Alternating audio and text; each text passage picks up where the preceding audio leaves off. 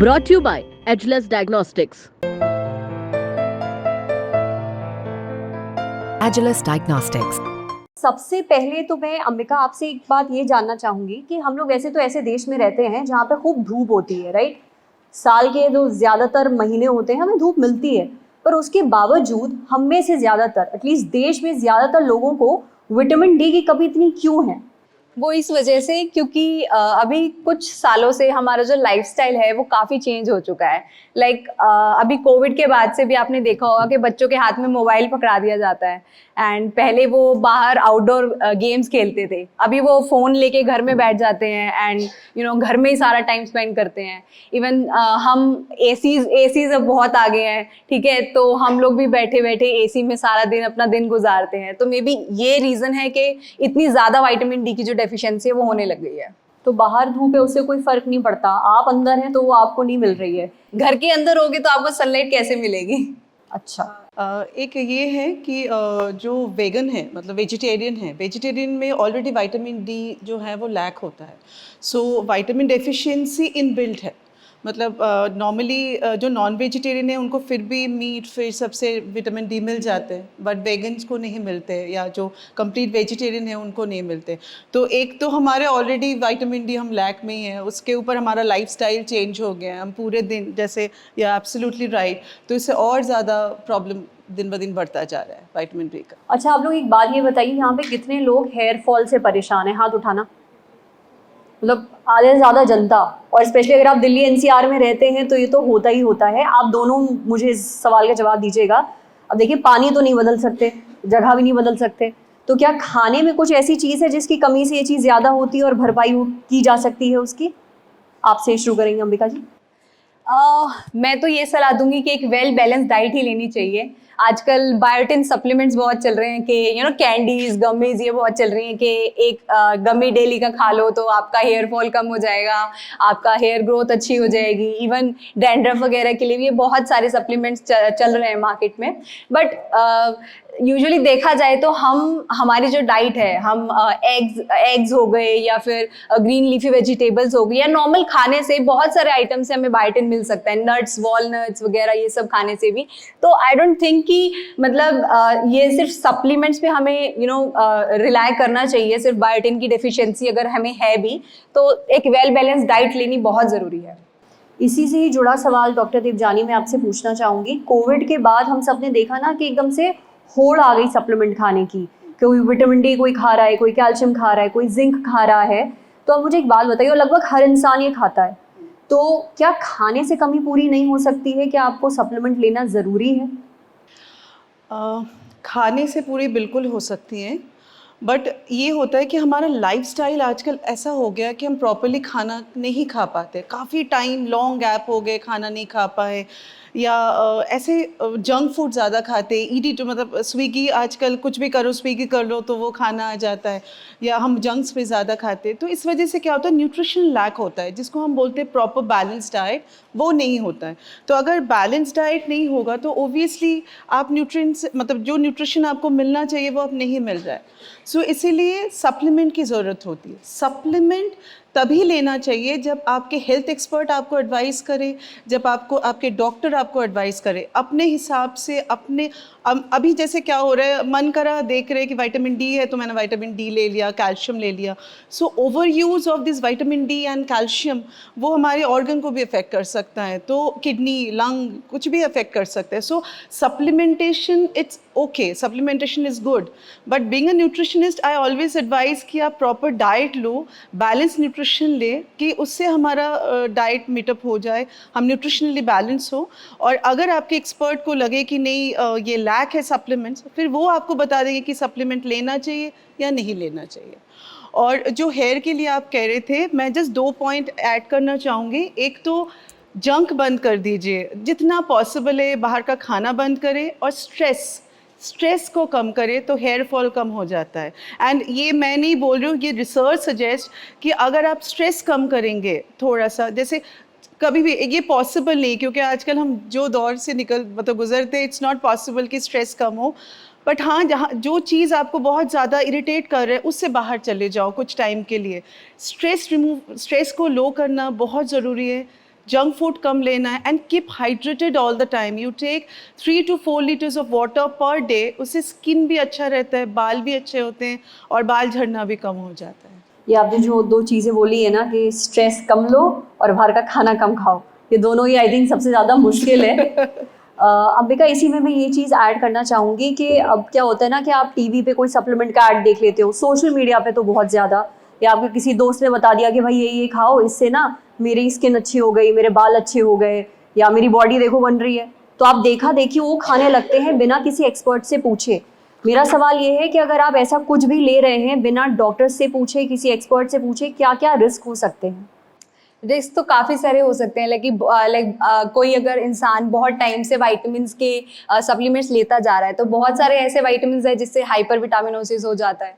तो ये क्या होता है, आप थोड़ा जैसे कि समझाएं? मैम ने बताया कि किडनीज पे इफेक्ट आ सकता है. तो ऐसे बिना एक्सपर्ट्स की राय के कॉन्टिन्यूसली अगर हम ले रहे हैं तो दैट इज बैड. मैं ये नहीं कहूँगी कि सप्लीमेंट्स लेने नहीं चाहिए, क्योंकि फिर ये उनके लिए गलत हो जाएगा जिनको एक्चुअली ज़रूरत है.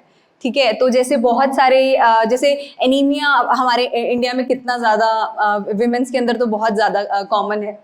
तो उन लोगों को उन लोगों के लिए बुरा हो जाएगा ये अगर ये मैं ये बात बोलूँ कि सप्लीमेंट्स नहीं लेने चाहिए. सप्लीमेंट्स लेने बहुत ज़रूरी हैं, सिर्फ उन्हीं केसेस में बहुत ज़रूरी है जिसमें एक्चुअली रिक्वायर्ड है. ओके, आप कुछ ऐड करना चाह रही थी डॉक्टर देवजानी? 2 पॉइंट तो ठीक. एक कैंसर भी हो सकता है. कैंसर का जो अभी जो करंट रिसर्चेस हैं उसमें देखा गया था, जो कि प्रीवियस जो स्टडीज़ थे उसमें था कि विटामिन ई अगर हम लेते हैं तो उससे प्रोस्टेट कैंसर ठीक हो जाता है. बट अभी recent study show that, trials हुआ काफ़ी, 3000 मेल्स के ऊपर ट्रायल्स हुआ था, एंड इट्स जो शॉकिंग कि वो प्रोस्टेट कैंसर को रिड्यूस नहीं करते, वो इंक्रीज़ करता है लेवल. अगर विटामिन ई आप काफ़ी टाइम से विटामिन ई के वो ले रहे हो तो वो प्रोस्टेट कैंसर को बढ़ा देता है. इवन इफ एक और है जैसे फोलिक एसिड, विटामिन B12, ये जो हम सप्लीमेंट्स लेते रहते हैं वो तब तक लेना चाहिए जितना तक हमारे एडवाइजेबल है. अपने हिसाब से जो अंबिका ने बोला कि हाइपरविटामिनोसिस हो जाता है जो हमारे ऑर्गन को अफेक्ट कर जाता है. सो हर बार यही एम्फेसाइज करने की कोशिश कर रही हूँ मैं कि आप सप्लीमेंट अगर लेंगे तो without health expert, without dietitian advice वो ना ले. क्योंकि हमारे बहुत कॉमन है कि हम vitamin D, calcium, fish oil ये बहुत कॉमन है जो हम लेते रहते हैं. So and protein supplement, oh my God, protein supplement हम इतना लेते हैं कि जिम जाते हैं प्रोटीन सप्लीमेंट लेते हैं. सो यू डोंट नो कि कितना अमाउंट तक आपको प्रोटीन सप्लीमेंट लेना चाहिए. Because I am working in PSRI hospital, it's a research institute, and वहाँ किडनी पेशेंट सबसे ज़्यादा आजकल मतलब काफ़ी टाइम से किडनी पेशेंट्स देख रहे हैं हम लोग. मेजर केसेस जो आते हैं वो जिम से, जो हमारी वो किडनी मतलब नॉर्मल जो सप्लीमेंट्स है, प्रोटीन, हाई प्रोटीन सप्लीमेंट्स लेते रहते हैं और किडनी कम्प्लीटली शट डाउन हो जाता है, डायलिसिस पे चले जाते हैं. तो इसीलिए प्रोटीन सप्लीमेंट लेना ज़रूरी है, बट कितना तक लेना ज़रूरी है, this is very very vital question. So please वो सप्लीमेंट लेने से पहले 2 बार सोचें और उसके बाद लें. एडवर्टाइजमेंट देख के इसने बोला उसने बोला ये सब करके प्लीज़ एक्सपेरिमेंट मत करिए.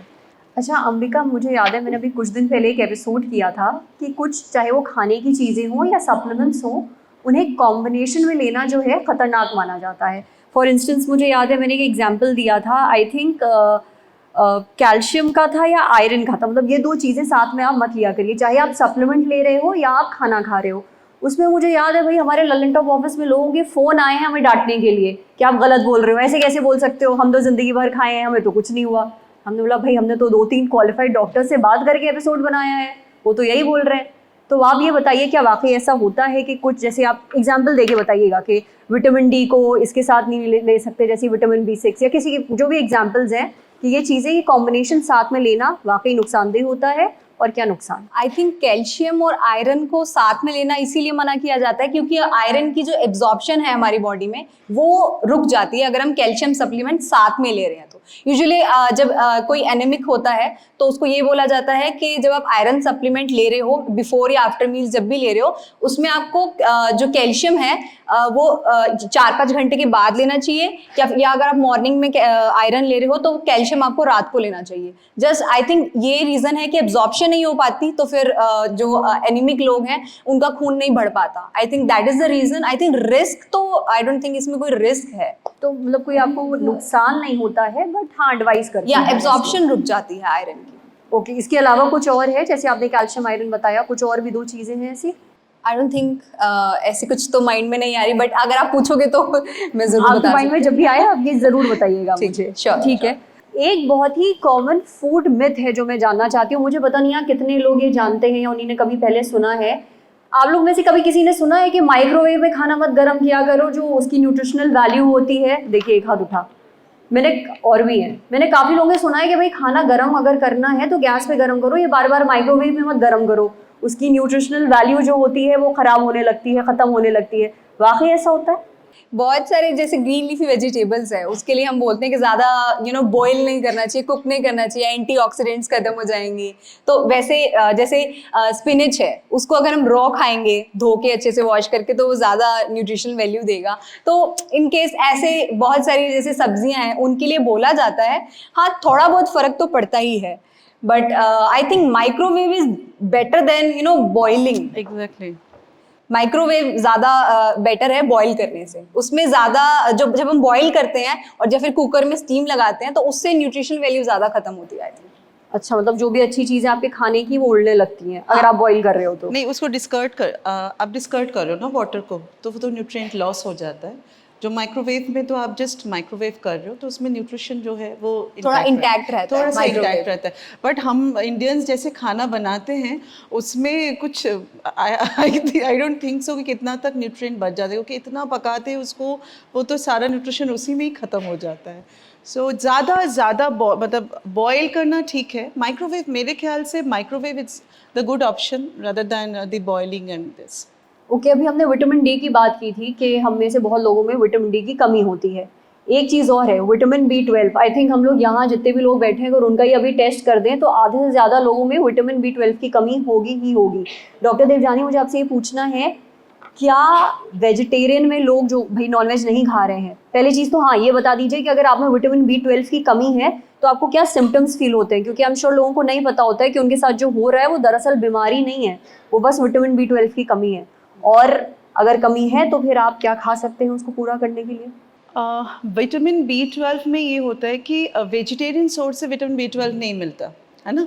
सो बिल्कुल भी नहीं, आप कह रही हैं? नहीं मिलता है मशरूम से भी बहुत कम, मतलब नेग्लिजिबल। इट्स नॉट वेरी कि हमें बहुत ज़्यादा विटामिन B12 मिलता है। नॉन वेजिटेरियन सोर्स से विटामिन B12 मिलता है। तो जो वेगन है या वेजिटेरियन है उनको विटामिन B12 की सप्लीमेंटेशन लेना ज़रूरी होता है। बट ओबियसली वो विद एडवाइस कर देंगे कि कितना तक आप विटामिन B12 ले सकते हो। एक सर्टेन पीरियड तक विटामिन B12 लेना चाहिए, फिर उसके बाद टेस्ट करके देखना चाहिए कि विटामिन B12 का क्या रेंज है, ठीक है कि नहीं। अगर ठीक है तो फिर बंद करना चाहिए, फिर अगेन शुरू करना चाहिए। तो ज़िंदगी भर विटामिन B12 लेंगे तो ये वो हो जाएगा। सो ऐसे तो नहीं करना चाहिए। एंड जो नॉन वेजिटेरियन है उनके लिए विटामिन B12 बहुत ज़्यादा प्रॉब्लम नहीं होगा। मेन इश्यूज होते हैं जो वेजिटेरियन होते हैं, उनका ही विटामिन B12 के डेफिशिएंसीज होते हैं। एंड नॉर्मली क्या होता है, टिंगलिंग सेंसेशन होता है, टिंगलिंग मतलब हाथों में क्या चमक उठती है? झंझनाहट होना, वीकनेस फील होना, टायर्ड, मतलब जिसको हम बोलते हैं टायर्डनेस, टिंगलिंग सेंसेशन। काफ़ी इवन इफ फीमेल्स में पीरियड्स के साथ भी काफ़ी इंटरेक्शन देखा गया है विटामिन B12 का। सो ये सारा इंटर रिलेटेड है। तो vitamin B12 obviously very vital nutrient हमारे बॉडी के लिए। तो ऑब्वियसली उसका स्क्रीनिंग होना बहुत ज़रूरी है कि आपके बॉडी में विटामिन B12 ठीक है कि नहीं। एक तो टायर्डनेस, थोड़ी बीच में आप you feel very tired, you feel lethargy, काम करने का मन नहीं करना। इवन इफ मूड स्विंग भी, आजकल जो रिसेंट रिसर्चेस है उसमें देखा गया है कि मूड स्विंग भी होता है फीमेल्स में, कि मूड स्विंग भी हो रहा है। तो अगर आप लोगों को ये सारे लक्षण महसूस हो रहे हैं तो घबराइए नहीं, पहले हो सकता है अपना विटामिन B12 का टेस्ट करवा लिए, क्या पता वही कम। अच्छा, एक बात और बताइए, आप में से कितने लोगों को अभी से ही थोड़ा ये कमर में दर्द और जोड़ों में दर्द की शिकायत शुरू हो गई है? हाथ उठाना सब। चलो फिर भी कम है, मेरे तो खैर होती है। तो अंबिका जी, मतलब ये बहुत ही कॉमन प्रॉब्लम है, मतलब ये कोई बुढ़ापे वाली बीमारियां नहीं रह गई कि हाय जोड़े दुख रहे हैं, हाय कमर में दर्द हो रहा है। मतलब काफी 20s में 30s में भी लोगों को हो रहा है। तो एक्सरसाइज के अलावा डाइट में हम अपनी क्या क्या चीजें शामिल कर सकते हैं और क्या क्या हटा सकते हैं जिससे ये पूरी सिचुएशन अपनी हैंडल हो जाए? वेल हटाना कुछ नहीं होता, सब कुछ ऐड करना होता है। एक वेल बैलेंस डाइट लेनी होती है जिसमें आपके सारे मैक्रोन्यूट्रिएंट्स एंड माइक्रोन्यूट्रिएंट्स कवर हों। तो प्रोटीन तो हम सभी को पता है बहुत ज़्यादा ज़रूरी है हमारी मसल्स के लिए। साथ ही साथ अगर हम उन मसल्स को यूज़ नहीं करेंगे ना तो I think pain, joint pain ये सब ज़्यादा होगा। तो डेली अगर आप ट्राई करो कि 30 मिनट्स फिजिकल एक्टिविटीज़ अपने रूटीन में आप ऐड करो। साथ ही साथ अपना अगर आप वेजिटेरियन हो तो सभी दालें ऐड करो, पनीर, डेयरी प्रोडक्ट्स ऐड करो, सोयाबीन ऐड करो। बहुत सारे ऐसे सोर्सेज हैं जिससे आप अपना प्रोटीन पूरा कर सकते हो। और अभी प्रोटीन सप्लीमेंट्स पे मैम बात कर रही थी कि आजकल प्रोटीन सप्लीमेंट्स अंधाधुंध लोग खाए जा रहे हैं। तो उसके लिए मुझे जस्ट आपको एक एस्टिमेट देना है कि 1.2 ग्राम पर केजी बॉडी वेट के हिसाब से आपको अपना कैलकुलेट करना चाहिए प्रोटीन, एंड उस हिसाब से आपको अपना डेली रिक्वायरमेंट पूरी करनी चाहिए। ये थोड़ा एक्सप्लेन कर दिए कैलकुलेशन। जस्ट 1.2 ग्राम पर KG of body weight. Like अगर सपोज आपका 60 केजीज आपका वेट है, नहीं इट्स वेरी सिंपल कैलकुलेशन। ठीक है, आपको जितना केजी है उसके हिसाब से जो मैम ने बताया है उतना आपको ऐड करना चाहिए। तो आपको ट्राई करना चाहिए कि ये डेली रिक्वायरमेंट आपकी पूरी हो, प्लस वर्कआउट। तो जॉइंट्स पेन में बहुत फर्क मिलेगा आपको। आप 1 महीने में ही फर्क देख सकते हो अपनी बॉडी में। आपको बहुत स्ट्रेंथ लगेगी कि मेरे अंदर बहुत फिजिकल स्ट्रेंथ आ गई है। अच्छा, ये सवाल मेरा आप दोनों से होगा। पहले अंबिका जी आप बताइएगा, फिर डॉक्टर देवजानी। मीठा जो है ना वो बहुत बदनाम है। अब भाई जिन लोगों को डायबिटीज़ है उनकी बात अलग है, पर अदरवाइज मतलब जैसे मत खाओ मीठा, नहीं तो दाने हो जाएंगे, वेट बढ़ जाएगा। तो अब मैंने इससे पहले भी अपने जो सेशन किया था मैंने पूछा था कोई मिडिल ग्राउंड नहीं है, क्योंकि मीठा पूरी तरीके से कैसे छोड़ सकता है इंसान, फिर जीने का क्या फ़ायदा। तो क्या करें? देखो मीठे से कोई बेनिफिट तो मिलता नहीं है, ज़ीरो न्यूट्रिशन होता है उसके अंदर। तो excess of everything is bad, वो भी हमें पता है। तो हमें ट्राई करना चाहिए कि कम से कम खाया जाए मीठा। लाइक अगर कभी मन कर रहा है खीर खाने का, घर की खीर खाने का, तो आप उसमें मीठा डाल सकते हो। पर डेली अगर आप दिन की 4-5 चाय पी रहे हो, उसमें 2-2 चम्मच चीनी चल रही है, तो वो तो नुकसान ऑब्वियसली देगी ही। तो मतलब कोई एस्टिमेट है कि भाई इतना खाओगे तो कोई नुकसान नहीं? एस्टिमेट कोई नहीं है, बट कम से कम खाना चाहिए, ज़्यादा नहीं खाना चाहिए। चलिए भाई, जो लोग कंट्रोल कर ले अच्छी बात है। नहीं, मेरे ख्याल से मीठा बोले उससे अच्छा है। अब मीठा बोले खाए कम। एक्चुअली बीइंग अ बोंग, मैं तो नॉर्मली बंगाली बदनाम है कि वो बहुत मीठा खाते हैं, स्वीट टूथ है उनका। तो मुझे पता है कि स्वीट्स हमारे कितने लगा हुए हमारे स्वीट से। एक्चुअली हाँ, सही में you are absolutely right. Sweet से कुछ अच्छा तो कुछ होता नहीं है, बट हाँ, आप बिल्कुल बंद करने की ज़रूरत नहीं है। आप थोड़ा बहुत ले सकते, थोड़ा बहुत इज़ वेरी पर्सपेक्टिव, क्योंकि आपको लगेगा 2 पीस थोड़ा बहुत आपके लिए, मेरे लिए 1 पीस थोड़ा बहुत मीन्स थोड़ा बहुत ही। वो हाफ, मतलब अगर आप शुगर लेते हो, वाइट शुगर बिल्कुल बंद करें, वाइट शुगर ना ले। आप ब्राउन शुगर ले सकते हो, या शुगर फ्री भी बहुत कम मात्रा में ले सकते हो। कोशिश करें, अगर डायबिटिक है तो स्टीविया वगैरह यूज़ करते हैं। Stevia is good then other जो है उसके लिए। एंड अगर स्वीट लेना है तो 1 स्वीट पूरे दिन में 1 स्वीट आप ले सकते हो, बट ज़्यादा घी वाले जो स्वीट्स है वो ना ले। क्योंकि बेसिकली क्या होता है ना, पहले हम लोग जितना वर्कआउट करते थे, जितना लाइफस्टाइल हमारा जितना था, अब देखो अभी हम क्या वर्कआउट करते हैं, हम करते ही नहीं है पूरे। It's we all lead a sedentary lifestyle, और उसमें अगर हम ज़्यादा स्वीट्स इनटेक करना शुरू करें तो हार्ट के प्रॉब्लम, डायबिटीज़, ये सब होता रहेगा। तो इसीलिए स्वीट्स बदनाम है। बट अगर आप प्रॉपरली वर्कआउट करो, प्रॉपरली सब कुछ करो, खाना प्रॉपर बैलेंस डाइट लो, उसमें एक दिन 1 स्वीट खा लोगे तो it's not very big deal. Just want to add 1 line कि मीठा खाने से शरीर को फायदा कुछ नहीं हो रहा, बट दिल खुश हो जाता है, मन खुश हो जाता है थोड़े टाइम के लिए, बट इतना भी मन खुश नहीं करना चाहिए कि शरीर को नुकसान हो। हाँ, लिटिल चलता है। तो मीठा बोले ना, इससे अच्छा है कि मीठा ही बोले। अच्छा अंबिका जी, मुझे एक चीज़ ये पूछनी है, पेट की चर्बी ये एक ऐसी चीज़ है, सबसे पहले आती है, सबसे आखिरी में जाती है, और मुझे दूसरों को नहीं पता, मैं खुद परेशान हूँ। तो एक्सरसाइज ठीक है, बहुत वक्त नहीं मिल पाता है, क्या खाने में कुछ चीज़ें हैं जो ऐड कर सकते हैं जो थोड़ा मदद करेंगी?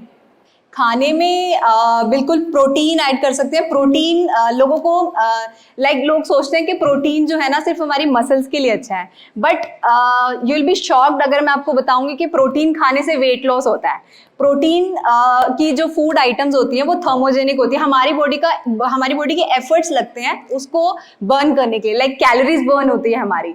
तो प्रोटीन अपनी डाइट में ऐड करो, प्लस एक जो सिडेंट्री लाइफस्टाइल है हमारा, बैठे रहते हैं चेयर पे, वो अगर हम थोड़ा सा ठीक कर लें, बीच में हम वॉक करना स्टार्ट करें, या ज़्यादा नहीं, दिन की 10 मिनट्स वॉक अगर हम स्टार्ट करें तो उससे भी बहुत ज़्यादा फर्क पड़ता है। जो पेट की जो चर्बी है वो थोड़ी सी कम कंट्रोल करने में। क्या हमारे पास समय है ऑडियंस की सवाल लेने का? कोई बता सकता है?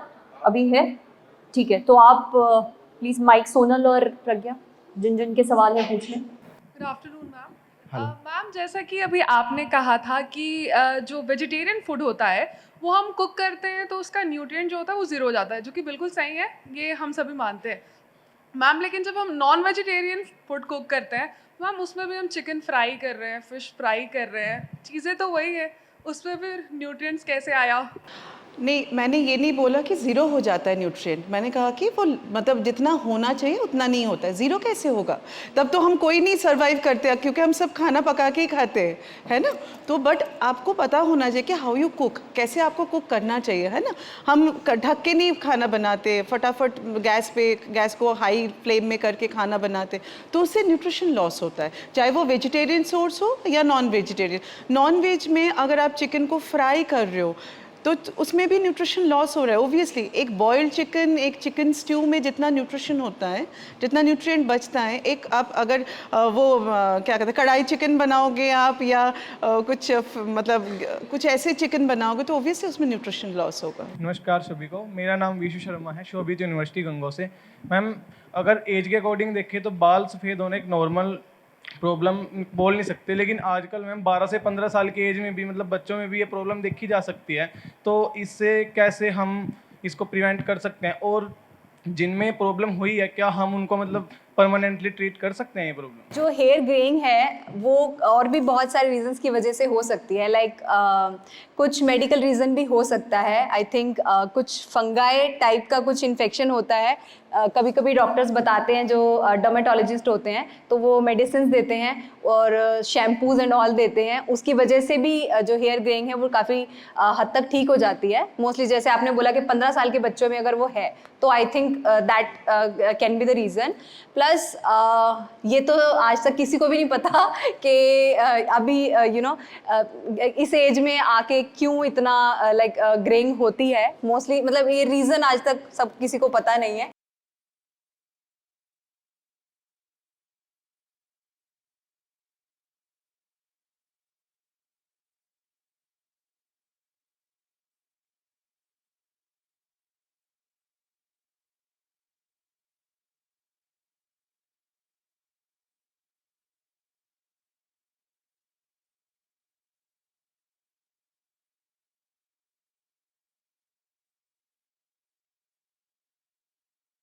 My name is Priyansha. I'm from Sharda University. And my question is that it is said that there's a difference of metabolism in people. That some people have remain very lean even if they have drunk, and some people gain a lot of weight even if they have a healthy diet. So, what are the ways that the metabolism can be increased? It can be increased through physical activities. Physical activity से हमारा digestion अच्छा होता है, और अगर हमारा digestion अच्छा होगा तो ऑब्वियसली हमारा मेटाबॉलिज्म भी अच्छा होगा। एंड ये जो है वो डिपेंड करता है कभी कभी BMR पे, हमारा जो हम बोलते हैं बेसल मेटाबॉलिक रेट। तो कुछ लोग जो है वो बैठे बैठे भी नॉर्मल टास्क कर रहे हैं ना, वो भी तब भी कैलोरीज बर्न कर देते हैं। तो कुछ लोगों का BMR है वो बहुत ज़्यादा होता है, इसी वजह से जैसे कि आपने बोला ना कि कुछ लोग खाते पीते भी रहते हैं और कम फिजिकल एक्टिविटी करते हैं और फिर भी पतले दुबले पतले हैं। तो it actually depends upon the BMR as well. ठीक है, अब आई एम सो सॉरी, वक्त थोड़ा ख़त्म हो गया हमारे पास, पर जैसे मैंने से पहले भी अपना शो थोड़ा पिच किया था, आपके बहुत सारे सवाल हैं, उन सवालों के जवाब आपको मिलते रहेंगे सेहत पर। प्लीज़ अपने सवाल हमें भेजते रहिएगा।